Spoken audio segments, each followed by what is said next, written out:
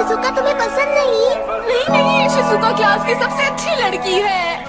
तो फिर तुम हार क्यों मान रहे हो? मैंने इसके बारे में बहुत सोचा। वो मुझे इंटेलिजेंट स्टूडेंट नहीं समझेगी, तो ये सही रहेगा कि मैं जैसा हूँ मैं हमेशा वैसे ही बना रहूं और मैं शिजुका के सामने कभी भी ना जाऊं।